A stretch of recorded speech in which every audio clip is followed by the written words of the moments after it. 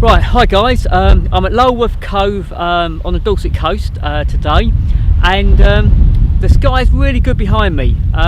There's no direct sunlight, which is a shame, but we've got a really good sky, and Lulworth Cove is a really big, wide location. So I'm going to shoot this as a digital panoramic. So in other words, I'm going to take a number of different shots and then stitch them together in Photoshop when I finish the shoot later on today or over the next couple of days. And the reason for doing that is if I shoot this with a really wide angled lens, I've got a really wide shot but then a huge amount of sky or a huge amount of ground, which I don't need. I could crop the top and the bottom, but then I lose a lot of resolution on the camera. So for this sort of environment or this sort of location, a digital panoramic works really well because I can take a long thin shot, and because I'm taking different pictures and stitching those pictures together, my resolution increases rather than decreases. Now there's a number of things we need to do to shoot a good panoramic. It needs to be really consistent. The only thing that changes is the angle of view. So as I shoot with a fixed aperture, so I don't get varying depth of field. So I'm going to shoot at f11 here. I also focus on a single point and fix that focus point. So I focus and then switch to manual focus. So the actual focus point doesn't change as I spin the camera around. I have a fixed white balance, and that's about it really. And I also make sure I've got a nice overlap. So I overlap each picture by about 30%. So when it comes to Photoshop, stitching those pictures together, there's lots of overlap of information, so it makes the stitch a lot easier. So I'm going to spin the camera around. I'm going to take a shot, maybe 5 or 6 different shots to get this panoramic. It's a beautiful scene. As I say, we haven't got any direct sunlight, but the sky looks fantastic, so I still think this is going to work quite well. So here we go. I'm going to move this around. I'm going to shoot from there all the way around to there, so about 140 degrees, something like that. So here we go. First shot in the bag.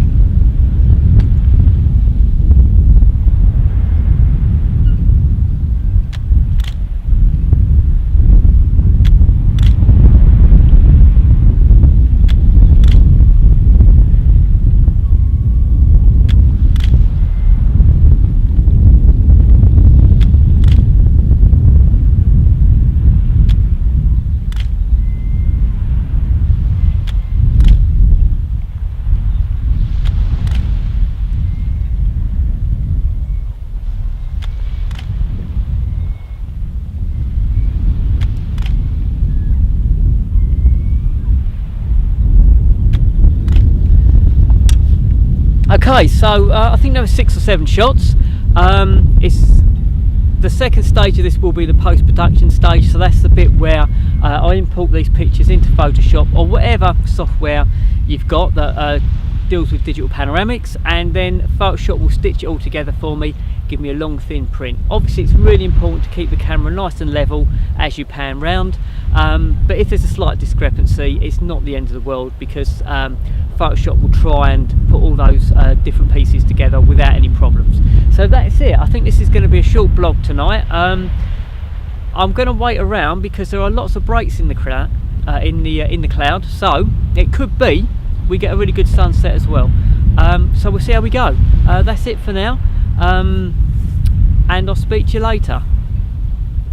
If you did enjoy this vlog, please subscribe to my channel, and if you do subscribe, if you can press the little bell icon, you'll be notified of my next vlog when it comes up. So bye for now. I hope you enjoyed this little vlog. It's a quick one tonight. We'll see how we go. If the sun does pop out and we get a sunset, I'll obviously do that as well. So thanks for listening and watching.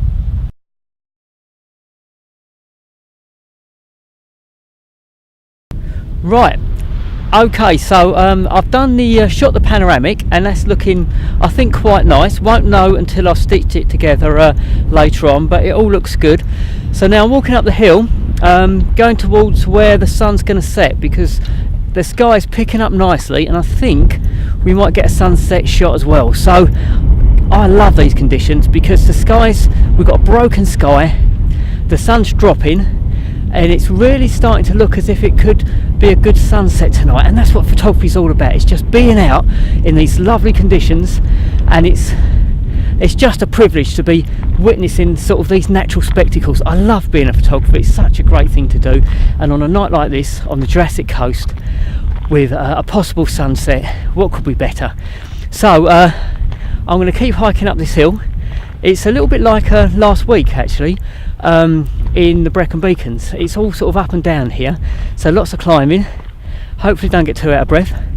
And when I get to the top, I'm going to set up, and as I'm shooting towards the sun, probably going to have to use some graduated filters as well to tone the brightness of the sun down, sky down. So all looking good at the moment. So bye for now, and I'll speak to you soon.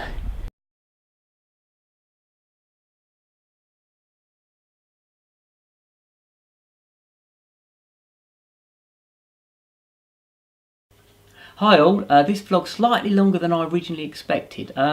So I shot my digital panoramic at Lulworth Cove, and I think that worked very well. And then I think I might have mentioned that there's a possibility of a good sunset, and indeed we did get some good sunset light. So I shot some sunset pictures at Lulworth Cove as well the same evening, and I thought it was worth adding them to this vlog. And then the next evening we were at a location called Chesil Beach, and it's a big wide location, and I felt actually that would work really well as a digital panoramic, because if you shoot it on a normal ratio picture, you have to have a really big sky in order to get the width of that location in, and I felt it would work better as a panoramic shot. So I took about 6 or 7 pictures, stitched them together, and I think it worked well as a panoramic. So I think it's worth putting that on the end of this vlog. We also had really good quality light, because Chesil Beach goes off into the distance, and we had 90-degree side light coming across the landscape, and that's great because it gives you a light on one side, shade on the other, and it really gives you a sense of structure to the Chesil Beach, which runs off into the distance. And it also side lights the houses on the other side of the picture, which is Portland, the town of Portland. So we had 90-degree side light, the sun's low in the sky because it's about 45 minutes before sunset. So good quality light, a really nice sky, and the sort of location that really works for a panoramic shot. So I put that on the end of this vlog. That's why it's a little bit longer than I originally expected. So I hope you enjoyed this vlog. If you shot panoramics yourself and you enjoy doing that, I'd love to hear what you think about the whole digital panoramic process. Did the pictures stitch together well? Did you have any problems with distortion? Have you shot a digital panoramic because you've had a look at this vlog? That would be great if you had. So if you've got any comments on the whole panoramic process, whether you enjoyed it or not, or you've had any problems, I'd love to hear your thoughts on the matter, and you can just comment on the below this vlog in the comments bit. So I hope you enjoyed it today. I hope you enjoyed this vlog, and I think that's about it now. Bye for now. I'll speak to you soon.